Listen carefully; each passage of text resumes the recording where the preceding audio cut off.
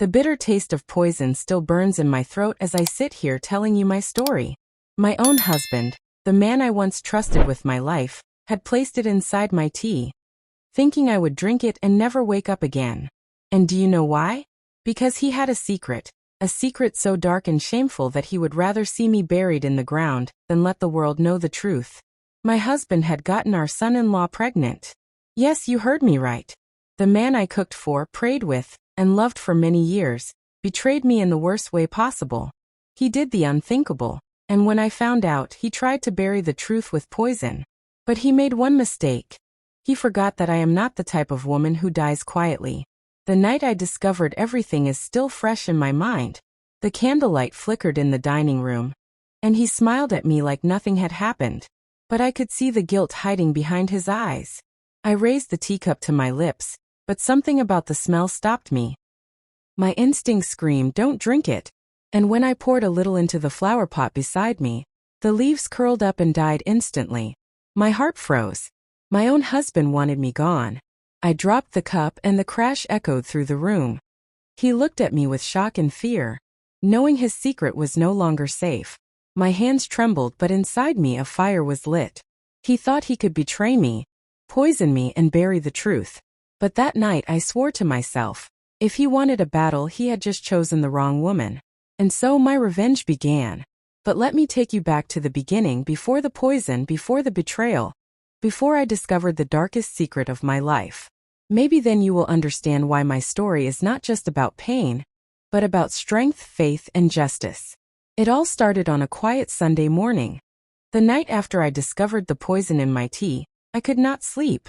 My heart beat like a drum, my mind racing with questions. Why would he try to kill me? Why would a man I gave my whole life to betray me like this? I lay awake, staring at the ceiling, listening to the sound of his breathing beside me. He slept like a man with no worries, while I trembled beside him, clutching the edge of the bed like it was my only shield. But the truth is, that poison was not the beginning. It was only the climax of something that had started long before. To understand how I reached this point, I must take you back. Back to when I first noticed the strange closeness between my husband, Richard, and our son-in-law, Daniel. Daniel had married my daughter, Claire, only 2 years earlier. At first, everything seemed perfect. He was respectful, charming, and always eager to help around the house. My husband liked him almost too much. He always praised Daniel, saying, "That boy is a blessing to this family." At first, I thought it was harmless admiration. But slowly, I began to notice things that did not sit right with me. Richard would spend long hours alone with Daniel in the study. They would lock the door, claiming they were discussing business. Sometimes I would walk past and hear laughter. Strange laughter, the kind that sounded secret and guilty. One evening, I entered the living room and found them sitting very close, whispering. When they saw me, they jumped apart as though caught stealing. My husband quickly made up a story about talking politics, but Daniel's face was red, and his hands shook as he excused himself. I brushed it aside at the time. After all, what could possibly be wrong between a father-in-law and his son-in-law? But my instincts told me something was not right. Then the changes began. Daniel stopped spending time with Claire, his wife. She would complain to me. "Mum, he avoids me. He doesn't touch me anymore." I would tell her to be patient, that maybe work was stressing him. But in my heart, I knew something was pulling him away from her. My husband, on the other hand, grew bolder. He started defending Daniel in every argument. When Claire complained, Richard would shout at her, saying she was ungrateful. I watched helplessly as my daughter cried, not knowing that the man she loved was being stolen from her by the very person she should have trusted most, her father. Then came the day everything changed. It was a rainy afternoon.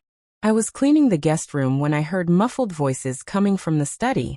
Something inside me told me to listen. I pressed my ear against the door, my heart racing. What I heard nearly stopped my breath. "I can't hide it anymore," Daniel whispered. "You don't have to," Richard's deep voice replied. "No one will ever know. This is our secret." "But what if she finds out?" Daniel's voice trembled. "She won't. I will make sure of it." I stumbled back, my hand over my mouth. My knees shook as though they would give way. I wanted to burst into the room and confront them, but fear held me back. Instead, I ran into my bedroom and wept. That night, I couldn't look at my husband. I felt disgusted, betrayed. But I kept quiet, waiting, watching. And then, 1 month later, the unthinkable happened. Claire came to me crying, holding a letter in her hands. "Mom," she sobbed, "Daniel is leaving me. He says he needs space. He says he feels confused." I held her as she cried, my heart heavy. But deep inside, I knew the truth. It was not confusion. It was betrayal. Days later, Daniel collapsed in the kitchen. We rushed him to the hospital, thinking it was exhaustion. But when the doctor came out with the test results, the words he spoke nearly drove me mad. "Congratulations," the doctor said with a smile. "Daniel is pregnant." For a moment I thought I had misheard. My mouth dropped open. Claire screamed, "Pregnant," and nearly fainted. My husband's face turned white, his eyes darting around the room like a trapped animal. The doctor, not knowing the storm he had just created, continued cheerfully, "Yes, about 8 weeks along. It's unusual, but it happens. You should start prenatal care immediately." 8 weeks. I did the math. 8 weeks ago, Daniel had been in that study every night with my husband. My blood boiled. The truth hit me like a hammer. My husband was the father of that pregnancy. I turned to look at Richard. He refused to meet my eyes. His lips trembled, his hands shook, and in that moment his silence spoke louder than any confession. I felt my world crumble. My husband had not only betrayed me, he had betrayed our daughter. He had destroyed her marriage, her happiness, and her future. Claire sobbed uncontrollably, clutching her stomach. "How is this even possible?" she cried. Daniel just sat there, pale and silent, refusing to look at her. I knew then that my husband would stop at nothing to keep this secret. And I was right, because that was when the poison came into play. But that, my dear, is where things get darker. Because the day after the hospital visit, I came home to find Richard waiting for me in the dining room. The table was set, candles were lit, and tea was steaming in my cup. He smiled warmly, but behind his smile was death. And when I lifted the cup, I smelled it. The faint, bitter scent of poison. My hand froze midair. My eyes met his. And in that instant I knew. My husband wanted me gone. The cup slipped from my fingers and shattered on the floor. The liquid seeped into the carpet, and within seconds, the fibers turned black. I gasped. My husband's face twisted with anger and fear. He had been caught. And that was when I screamed loud enough for the whole house to hear. The scream tore from my throat before I even realized it, echoing through the walls of the house like a cry from the grave. My husband froze, his face pale, his lips trembling. He hadn't expected me to survive, much less to call out for help. Within seconds, footsteps thundered down the hallway. Claire rushed in first, her eyes wide with panic. Daniel followed behind her, holding his stomach, weak from his strange pregnancy. They both stopped at the sight before them, the shattered teacup, the blackened carpet, the frozen look on my husband's face. "What happened?" Claire cried, looking from me to her father. I pointed at the spilled tea, my hand shaking. "He tried to poison me." The words hung in the air like lightning. Claire gasped, covering her mouth with both hands. Daniel staggered back, his eyes wide with shock. My husband's jaw tightened, and he forced a laugh, though it sounded hollow and broken. "Poison," he said, his voice trembling. "Don't be ridiculous. Why would I do such a thing to my own wife?" I grabbed Claire's wrist and dragged her closer to the carpet where the liquid had spilled. I pointed at the fibers, now burned black and curling like dried leaves. "Look, that is not ordinary tea. Something is in it. Something deadly." Claire knelt down, touching the edge of the carpet carefully. She jerked her hand back when her fingers tingled, her eyes filling with horror. "Mum is right," she whispered. "Something is wrong with this." Daniel swallowed hard, his hand on his stomach. "Richard, is this true?" His voice cracked. He looked like a child caught in a nightmare. For the first time, my husband's mask slipped. His eyes narrowed, and his face hardened into something cruel. "Enough," he barked. "All of you, enough. You think you know the truth, but you don't. You don't understand what is at stake." "What truth?" I shouted. "That you betrayed me? That you destroyed our daughter's marriage? That you got Daniel pregnant, and now you want to bury your sin with poison?" Claire let out a strangled cry. Daniel's knees buckled and he sank into a chair, his face pale as chalk. The room went silent, except for the sound of the rain hammering the windows.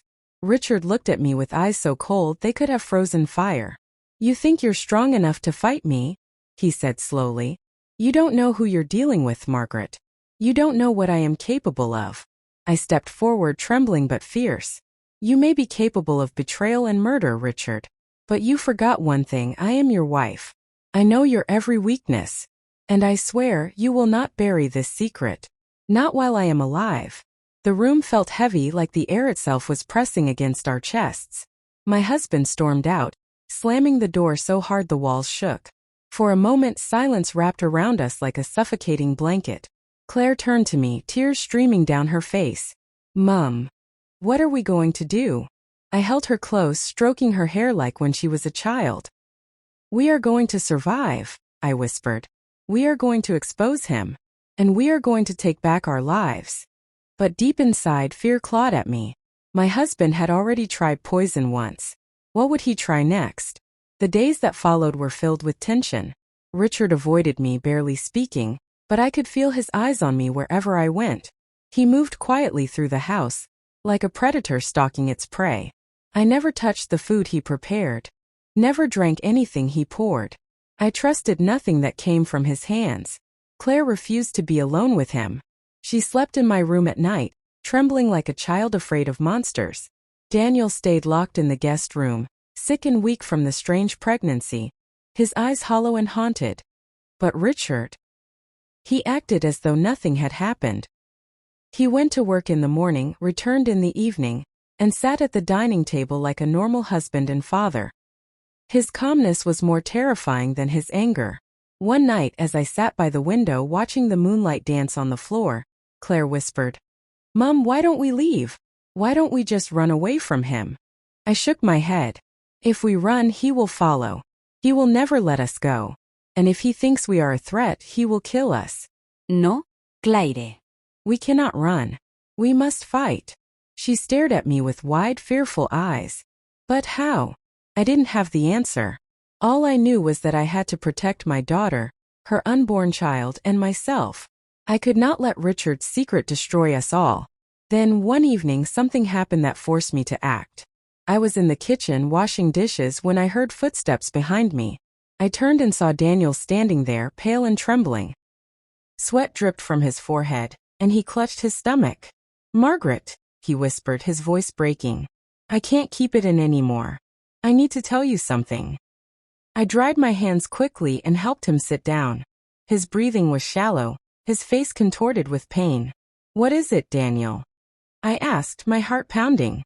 Tears rolled down his cheeks. "Richard, he told me if I ever spoke the truth he would kill me. But I can't carry this secret anymore. You need to know everything." My blood ran cold. My hands shook as I held his. "Tell me, Daniel. Please." He opened his mouth, his lips trembling, when suddenly, the kitchen door burst open. Richard stood there, his eyes blazing with fury, his shadow filling the room. In his hand was something that glinted under the light. A knife. The sight of the knife in Richard's hand froze my blood. The kitchen light flickered across the blade, sharp and deadly, as he stood there breathing heavily. His eyes darted between me and Daniel, and I knew instantly what had happened. He had overheard. Daniel's body shook beside me, his hand gripping mine so tightly that my fingers ached. His lips trembled, but no words came out. My own heart pounded so loud I was sure Richard could hear it. "Talking again, are we?" Richard's voice was low, cold, and dangerous. "Whispering secrets behind my back?" "Put the knife down, Richard," I said, trying to keep my voice steady though fear wrapped around my throat. "There's no need for this." He took a step into the room, his shadow stretching across the floor. "No need? Margaret, you don't understand. You're trying to ruin everything. Do you know what happens if the world finds out? Do you know what they'll do to me? To us. To us." I spat, pushing Daniel gently behind me. "There is no us anymore. You betrayed me. You betrayed our daughter. And now you want to kill us to keep your filthy secret buried." His jaw tightened. His hand trembled on the knife handle. I did what I had to do. Daniel needed me. You don't understand the bond we share. The bond. I snapped, my anger breaking through my fear. He is your daughter's husband, Richard. And now he carries your child. What kind of man does that? Richard's face twisted with rage. His knuckles whitened as he gripped the knife tighter. Enough, he bellowed. At that moment, Claire rushed into the kitchen, her eyes widening in horror at the scene. Dad! She screamed. What are you doing? The knife wavered in Richard's hand. He looked at Claire, his face softening for just a second before hardening again. Stay out of this, Claire. You don't understand. Claire moved to stand beside me, her hands shaking. I understand enough. You betrayed me. You betrayed Mom. And now you're threatening Daniel? Your own child is in his stomach, and you want to kill him too. Richard's face twisted, torn between shame and fury. His breathing grew ragged. The silence in the room was heavy, every second stretching like an eternity. I knew if I didn't act fast, blood would spill. Slowly, I reached for the wooden rolling pin on the counter. My fingers brushed against it, but Richard's sharp eyes caught the movement. Don't, he growled, pointing the knife at me. The tension was unbearable. Claire sobbed quietly beside me. Daniel's lips moved in a silent prayer. My own heart screamed at me to do something, anything, before it was too late. And then, as if guided by fate, a loud knock thundered on the front door. We all froze. The sound echoed through the house, breaking the deadly silence. Richard's head snapped toward the hallway, his brows furrowed in confusion. Another knock came, louder this time. Who could that be? Claire whispered, trembling. Richard's eyes darted back to me, suspicion flashing across his face. Did you call someone? I shook my head quickly. No. But in truth, earlier that day, I had slipped a note to our neighbor, Mrs. Fletcher, begging her to come by that evening. My instincts had warned me that something terrible would happen, and now my small act of desperation might have saved our lives. Richard hesitated, torn between answering the door and finishing what he had started. His grip on the knife loosened slightly. I seized the moment. With all the strength I could gather, I grabbed the rolling pin and swung it at his wrist. The knife clattered to the floor, sliding under the table. Richard roared in pain, clutching his hand. Run! I screamed to Claire and Daniel. Daniel staggered toward the hallway, Claire pulling him by the arm. I bent down quickly, scooping up the knife before Richard could grab it again. My hands shook as I pointed it at him, my chest heaving. Stay back, Richard, I warned. He glared at me, his eyes burning with hate. You think you've won? You think you can stand against me, Margaret? You have no idea what I am capable of. Before I could answer, the front door opened. Mrs. Fletcher's voice called out. Hello? Is everything all right in here? Richard's face darkened. He turned and stormed out of the kitchen, brushing past Daniel and Claire, who clung to each other in the hallway. I stood frozen, clutching the knife, my whole body trembling. Mrs. Fletcher appeared, her kind old eyes wide with confusion as she took in the scene. The tears, the trembling hands, the chaos. Margaret, she whispered. What is going on? I couldn't speak. My throat was dry, my heart racing. All I could think was, Richard would not give up. He would not stop until his secret was safe. And I knew then, as I looked at the people I loved most trembling in fear, that the only way to survive was to take the fight to him. We couldn't just defend ourselves anymore. We had to go on the attack. The next day, I made my decision. I would gather evidence. I would expose him. I would make the world see the monster he truly was. But I underestimated Richard. Because while I was planning to uncover his secrets, he was planning something far darker. That evening, as the rain poured outside, we sat huddled in the living room, whispering about our next steps. Suddenly, a crash echoed from upstairs. Claire screamed. Daniel clutched his stomach in fear. I grabbed the knife from the coffee table, my pulse racing. Slowly, we climbed the stairs, each creak of the wood sounding like thunder in the silence. When we reached the bedroom, the sight before us made my blood run cold. The mirror above the dresser was shattered, glass scattered across the floor. And written across the wall in red paint were the chilling words. If you betray me, you die. The red letters on the wall glared at us like blood dripping from an open wound. My breath caught in my throat as I clutched Claire's arm to steady myself. She shook violently, her tears streaming freely as she whispered, "Mum, he's going to kill us." Daniel staggered forward, holding his stomach, his face pale and hollow. His eyes darted across the room, settling on the shattered mirror and the message scrawled above it. "He's warning us," Daniel said weakly, his voice shaking. "He's not going to stop until we're gone." The three of us stood frozen in the wreckage of what used to be our safe space, the silence pressing down heavy and suffocating. My mind whirled with fear and fury. Richard was escalating. Poison hadn't silenced me. A knife hadn't silenced me. Now he had turned to threats painted on our very walls. Mrs. Fletcher had left earlier that evening, confused but unaware of the full truth. I had smiled weakly, telling her everything was fine, though inside my chest was a storm. I hadn't wanted to drag her into the danger. But now, staring at those words on the wall, I realized Richard was tightening his grip, pushing us closer and closer to breaking. Claire clutched my hand tightly. "Mum, we can't stay here anymore. He'll kill us in our sleep. We have to leave." I shook my head, though my heart agreed with her fear. "If we run, he'll find us. He won't let us go. And if he does, the world won't believe our story without proof. We'll just be running forever, looking over our shoulders." No, Claire. "We can't run. We need to fight back." Her eyes widened. "Fight back? How?" "He's stronger, he's crueler, and he'll do anything to protect his secret." I gripped her shoulders firmly, meeting her terrified gaze. "Then we use that against him. We turn his secret into our weapon. We find evidence, something undeniable. Once the world knows the truth, he can't touch us anymore." Daniel groaned, leaning against the wall, his face sweating. "But how? How do we prove something like this? No one would believe it without seeing it with their own eyes. They'll think we've gone mad." I swallowed hard. He was right. What judge, what neighbor, what policeman would believe that my husband had gotten his own son-in-law pregnant? It sounded insane, a twisted lie. But I refused to give up. "There will be proof," I whispered fiercely. "There always is. We just need to find it."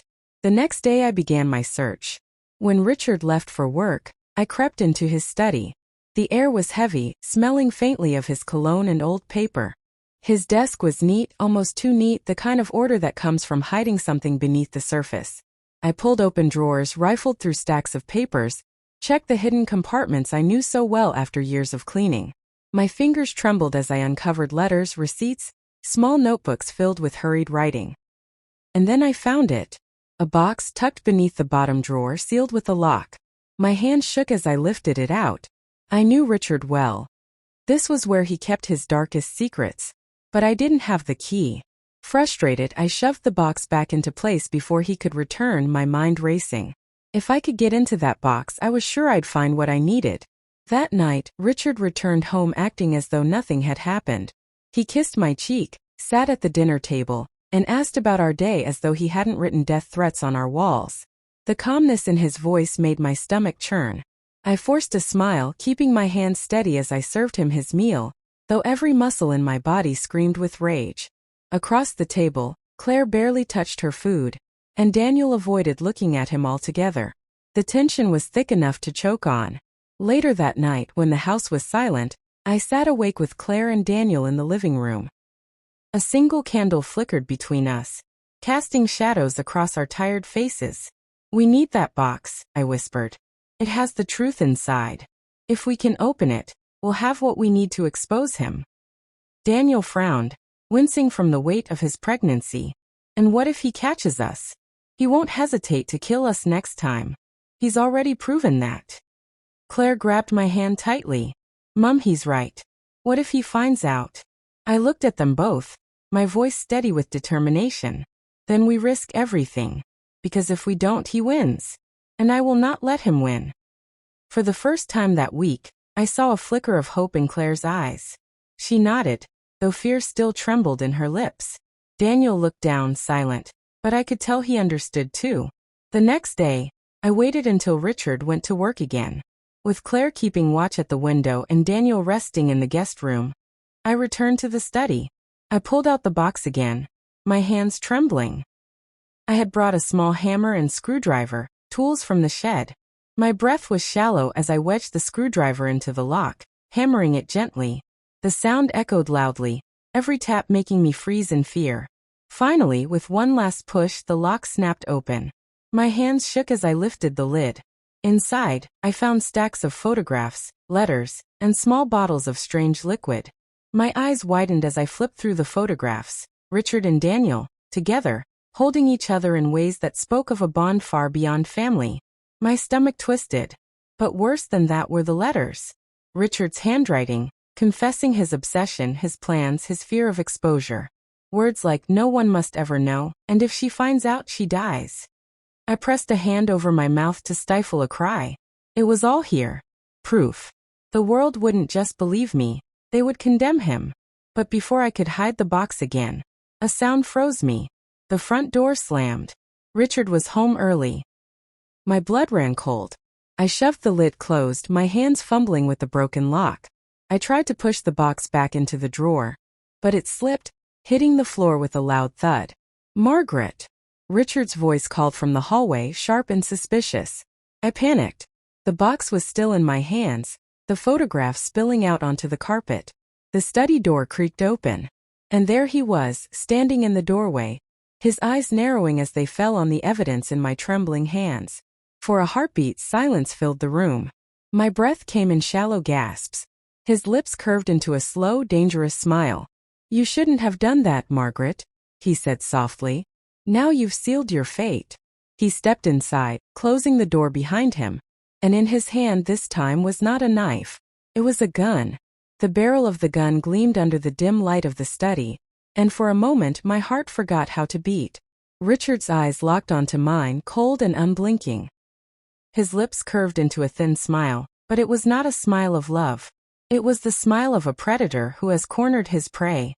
"You shouldn't have touched my things, Margaret," he said softly, almost gently. "You've crossed a line you can't come back from." My hands trembled as I clutched the box to my chest, the photograph still half spilling out. Every instinct screamed at me to run, but my legs were frozen. The weight of the gun held me in place like chains. "Richard," I whispered, forcing my voice to stay calm. "Think about what you're doing. This is your family you're pointing that gun at. Your wife. The woman who has stood beside you for decades." His jaw tightened, his finger brushing the trigger. "Family," he spat. "You stopped being my family the moment you betrayed me. You don't understand, Margaret. Everything I've done for love." "For love?" I snapped, anger flashing through my fear. "Is betrayal love? Is poisoning me love? Is destroying your daughter's marriage love?" His face twisted, rage burning behind his eyes. "You'll never understand. Daniel, he needed me. He gave me something I never thought I'd have again. And I won't let you or anyone else take that away from me." He raised the gun higher, leveling it at my chest. My breath caught, the room spinning around me. But before he could pull the trigger, a voice rang out. "Dad! Stop!" The door burst open and Claire rushed in, her eyes wide with horror. Daniel followed close behind, clutching the doorframe for support, his face pale and strained. Richard froze, his eyes flicking to his daughter. His hand trembled on the gun. For a moment I hoped her presence might soften him. "Get out!" Richard roared, his voice shaking. "This is between me and your mother." "No, Dad," Claire cried, tears streaming down her face.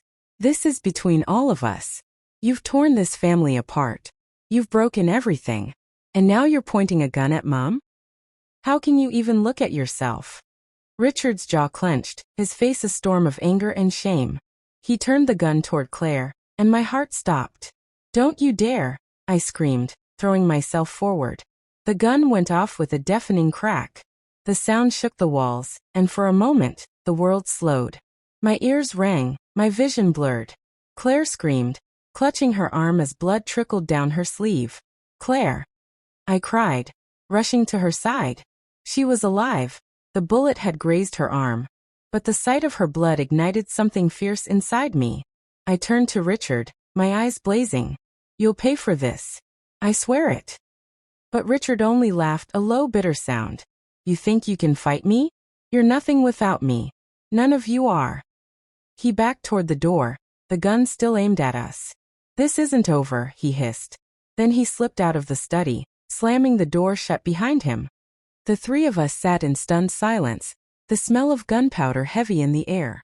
Claire sobbed into my shoulder, Daniel stood trembling, and I clutched the bloody cloth of my daughter's sleeve, fury burning in my chest. That night, as we bandaged Claire's wound, I made a decision. Enough was enough. If I didn't end this soon, Richard would. We can't wait anymore. I whispered, my voice shaking with both fear and determination. We have the evidence now. The photographs, the letters, everything. Tomorrow we go to the police. Daniel hesitated, his hand resting protectively on his swollen belly. Do you really think they'll believe us? Sounds impossible. A man carrying a child. They'll laugh us out of the station. I looked him in the eye, my voice steady. Not when they see you. Not when they see the evidence. They'll have no choice but to believe. Claire nodded weakly, her face pale but resolute. Mum's right. We have to try. If we stay here, he'll kill us.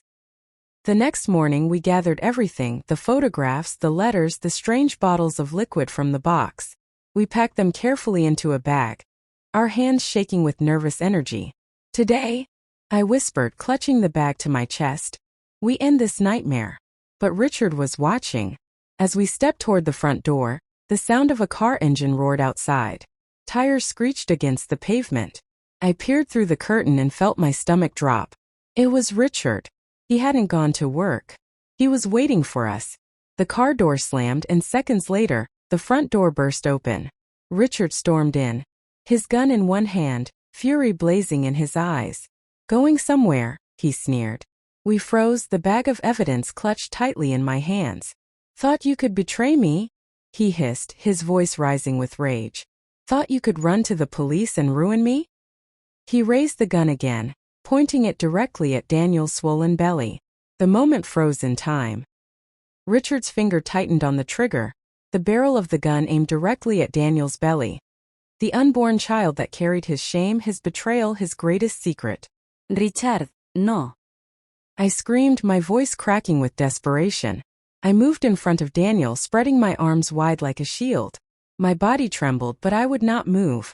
If you want to shoot him, you'll have to kill me first. Claire rushed forward too, her bandaged arm outstretched. Dad, stop. Please. Her voice broke as tears streamed down her cheeks. You're going to kill your own child, your grandchild, everything we once called family.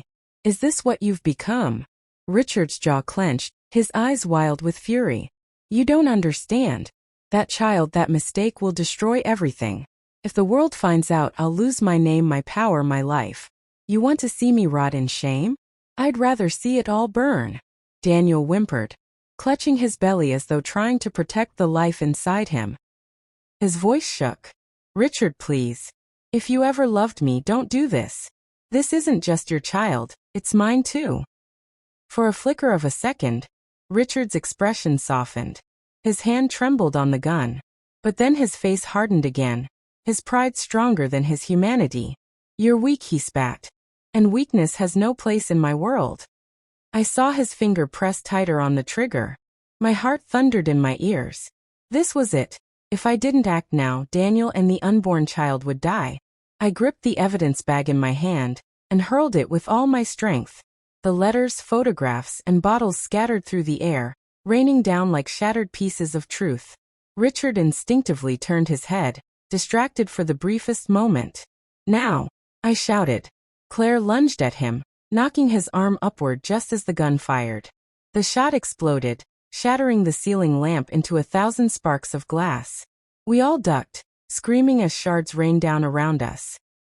I scrambled across the floor, my hands shaking, and seized the gun before Richard could recover. My fingers wrapped tightly around it, the cold metal pressing against my palm. For the first time, the weapon of death was in my hands. Richard froze, his chest heaving, his eyes wide with shock. Margaret, he whispered, his voice trembling. You don't know what you're doing. Oh, I know exactly what I'm doing, I said, my voice steady despite the tears burning my eyes. For years, I stood by you. For years, I believed in you. But now, I see you for what you really are, a monster. And monsters don't deserve mercy. The silence was deafening. Claire sobbed behind me, Daniel groaned in pain, and Richard stared down the barrel of his own gun, his mask of power slipping for the first time. But my finger shook on the trigger. Could I really do it? Could I kill the man I once loved, the father of my children? The weight of the decision crushed me. My breath came fast, my heart screaming at me to end it before he hurt us again. And then Richard did something I didn't expect. He dropped to his knees. "Margaret," he pleaded, his voice cracking. "Don't do this. I lost myself. I made mistakes, yes, but I can fix it. I can change. Just put the gun down. We can go back to how things were."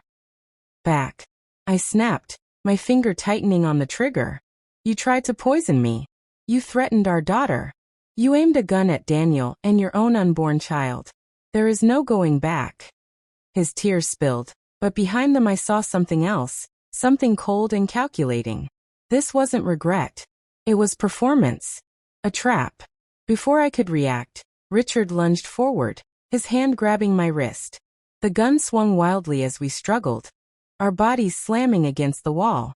The weapon fired again, the bullet tearing into the sofa. "Run!" I screamed to Claire and Daniel. They staggered toward the door, Daniel clutching his stomach, Claire pulling him along. My arms burned as I fought against Richard's strength, the gun twisting between us. His face was inches from mine, his teeth bared. "If I'm going down," he hissed, "you're coming with me." With one final surge of strength, "I need him in the stomach," he gasped, stumbling backward, and I tore free from his grip. The gun clattered to the floor between us. We both stared at it, breathing hard, eyes locked. The world seemed to slow as we dove at the same time. But just as my fingers brushed the weapon, Daniel let out a piercing scream from the doorway. I froze. My head snapped toward him, and my blood turned to ice. Daniel was clutching his belly, his face twisted in agony. His knees buckled as he collapsed to the floor, moaning in pain. "Something's wrong," Claire screamed, falling beside him. "Mom. The baby, it's coming too soon." My heart pounded in terror. Richard glanced between us, torn between rage and fear, his hand still inches from the gun. And in that moment, I realized, Daniel wasn't just fighting for himself anymore. He was fighting for the life inside him, a life Richard wanted dead. The choice was brutal and immediate. Grab the gun and end Richard, or save Daniel and the unborn child. I turned away from the weapon and rushed to my daughter and son-in-law. But Richard's hand closed over the gun. And this time, his face carried no hesitation. Richard's hand wrapped tightly around the gun, his knuckles white, his breath ragged. His eyes burned with rage, no longer a mask of a husband or a father, but a man consumed by darkness. On the floor, Daniel writhed in pain, clutching his belly as sweat poured down his face. His cries echoed through the room, raw and desperate. Claire knelt beside him, her hands trembling as she tried to comfort him. "Dad, please," she sobbed. "If there's any humanity left in you, don't do this. The baby, your own child, it's coming. You can't shoot him. You'll kill them both." But Richard's face was stone. He raised the gun, pointing it at Daniel's trembling body. "That child should never have existed. It is the proof of my weakness, the seed of my shame. I will bury this secret myself, even if I have to bury you all with it." "Richard, no," I cried, my voice breaking as I stepped in front of Daniel. My arms spread wide again, my heart pounding.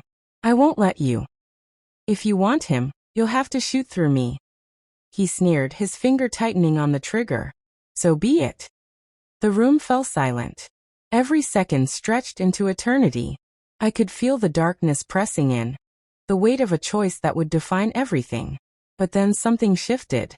A sound pierced the air, not from the gun, but from Daniel. A sharp, painful scream, followed by a gush of fluid. Claire gasped, her eyes wide. "Mom. The baby, it's coming now. We don't have time." Richard froze, the words striking him like lightning. His eyes darted to Daniel's belly, to the life he had tried so hard to erase. His grip on the gun trembled. For the first time, I saw not just rage, but fear. That fear gave me the courage I needed. I lunged forward, slamming into him with all my strength. The gun fired, the bullet tearing through the curtains, shattering the window. Glass exploded across the room as the cold night air rushed in. We crashed to the floor, the gun skidding out of his hand. I scrambled for it, my knees scraping against the broken glass. My fingers wrapped around the weapon, and I spun back, pointing it at him. Richard lay on the ground, his face twisted with hatred. "You think you've won?" he spat. "Even if you kill me, Margaret, my shadow will haunt you forever. You can never escape me." I steadied my hands, my breath trembling. "You're wrong. This ends tonight." But before I could pull the trigger, Daniel screamed again, a scream so agonizing it tore through my soul. Claire's voice rose above it, desperate and frantic. "Mum, he's bleeding too much. We have to get him to the hospital now." I turned, torn between vengeance and saving the life before me. Daniel's face was pale, his body shaking violently. The baby's life, and his, were hanging by a thread. I lowered the gun. "Claire, help me," I commanded. Together, we lifted Daniel, struggling under his weight. His cries shook the walls, his body limp in our arms. But Richard wasn't done. He rose from the floor, his face twisted in fury. He grabbed a shard of broken glass from the shattered window and charged at us. His roar filled the house like the cry of a mad beast. Time slowed. I raised the gun again, my heart pounding. This time, there was no hesitation. I pulled the trigger. The shot echoed like thunder. Richard staggered, his eyes wide in shock. The shard of glass slipped from his hand, clattering uselessly to the floor. He looked at me, his mouth opening as though to speak, but no words came. Blood bloomed across his chest, and with one final gasp he collapsed. Silence fell. The man who had poisoned me, betrayed his family, and tried to kill us all was finally gone. Justice had come, not from the law, but from my hands. But there was no time to grieve, no time to process. Daniel groaned, his body convulsing. Claire and I rushed him into the car, my hands trembling as I drove faster than I ever had in my life. The hospital lights blazed as we burst through the doors. Nurses rushed to us, their eyes wide at the sight of Daniel's swollen belly. Within seconds, he was wheeled away, Claire clutching his hand until the last moment. I collapsed in the waiting room, the weight of everything pressing down on me. The blood, the gunshot, the betrayal. It all swirled like a nightmare I couldn't wake from. Hours passed like years. Claire sat beside me, her face pale and streaked with tears. We held hands, silent, praying for a miracle. Finally, the doors opened. A doctor stepped out, her eyes weary but kind. "Are you the family?" she asked softly. "Yes," I whispered, my voice barely audible. "Please tell me." She gave a small smile. "It was complicated. Dangerous. But he's alive. And so is the baby." Relief crashed over me like a wave. And I broke into sobs, clutching Claire tightly. For the first time in months, there was hope.